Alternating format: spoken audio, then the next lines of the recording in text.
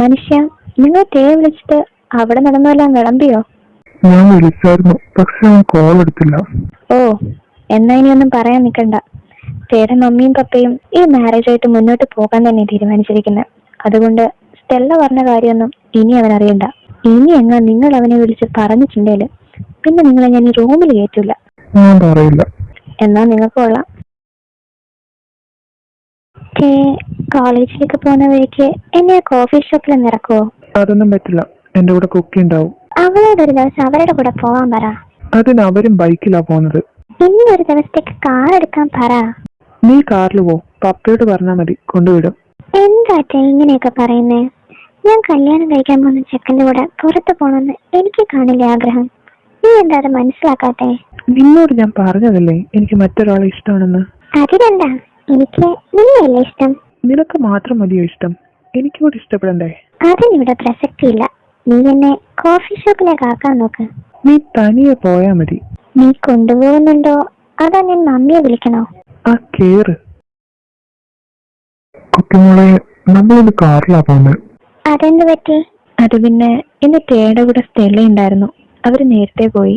ഓ, എന്നാ നിങ്ങൾ പൊക്കോ, ഞാൻ വരുന്നില്ല. അതെന്താ? ഞാൻ വരുന്നില്ല, അത്ര തന്നെ. പിന്നെ എന്റെ അസൈൻമെന്റ് കൂടി സബ്മിറ്റ് ചെയ്തേക്കുന്നേ. ഇവക്കിതെന്താ പറ്റിയേ? ആർക്കറിയാം, നീ വാ എന്തായാലും. ഓക്കെ, നീ എന്താ ഇന്ന് കോളേജിൽ വരാഞ്ഞേ? എനിക്ക് വരാൻ തോന്നിയില്ല. നീ എന്നോട് ദേഷ്യത്തിലാണോ? ദേഷ്യപ്പെടാനോ മാത്രം ഞാൻ നിന്റെ ആരാ? എന്റെ സമ്മതം ഇല്ലാതെയാ മമ്മിയും പപ്പയും ഈ മാരേജുമായിട്ട് മുന്നോട്ട് പോകുന്നത്. അതിനെക്കുറിച്ച് ഞാനൊന്നും നിന്നോട് ചോദിച്ചില്ലല്ലോ. കുക്കി, എനിക്കറിയാം നിനക്കെന്നെ ഇഷ്ടമാണെന്ന്. ആ ഇഷ്ടം എനിക്ക് നിന്നോട് തിരിച്ചുണ്ട്. I love you cookie. നീ എന്നോട് തല്ലുകൂടിയാലും വേണ്ടിയില്ല, ഇങ്ങനെ മിണ്ടാണ്ടിരിക്കല്ലേ.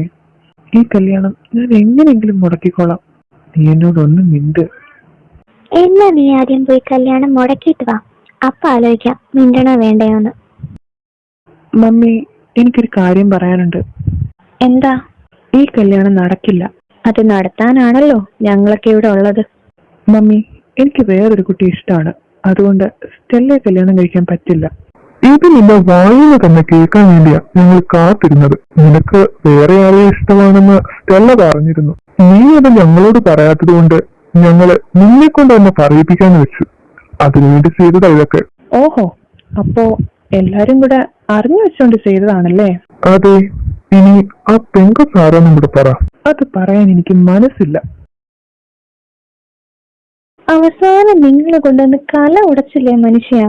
ആ പെങ്കൊച്ചിന്റെ പേര് കൂടി കേട്ടിട്ട് പറഞ്ഞാ മതിയായിരുന്നു അവനോടെല്ലാം. ഞാനൊരു ആവേശത്തില് പറഞ്ഞു പോയതാ. അങ്ങനൊരാവേശം. ഇനി ആ പെങ്കൊച്ചിനെ കണ്ടുപിടിക്കാൻ എന്താ ചെയ്യാ? ഇനി നീ എന്നാ മോള് ഇങ്ങോട്ട് വരുന്നേ? കല്യാണമൊക്കെ ആകുമ്പോഴത്തേക്കും വരാൻ മമ്മി.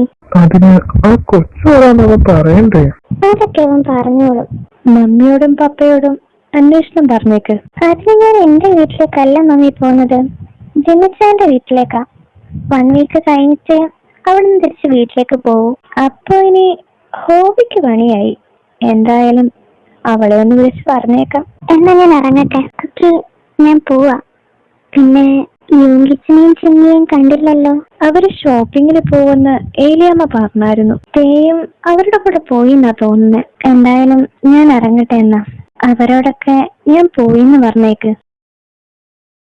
ഹലോ ഇച്ചായ, നിങ്ങൾ എവിടെയാ? ഞാൻ വീട്ടിലുണ്ട്. എന്നാ ഡ്രസ് എല്ലാം വേഗം പാക്ക് ചെയ്യ. പാക്ക് ചെയ്യാനോ? എന്തിന്? നിങ്ങൾ ഇനി അവിടെ നിക്കണ്ട, ചിമ്മിയുടെ വീട്ടിലേക്ക് പോ. പക്ഷേ എന്തിനാ? സ്റ്റെല്ല അങ്ങോട്ടേക്ക് വരുന്നുണ്ട്. വിത്തിൻ 1 hour നിങ്ങൾ അവിടുന്ന് ഇറങ്ങിയിരിക്കണം. ഇല്ലെങ്കിൽ അറിയാലോ എന്നെ. ഞാൻ ഇറങ്ങി.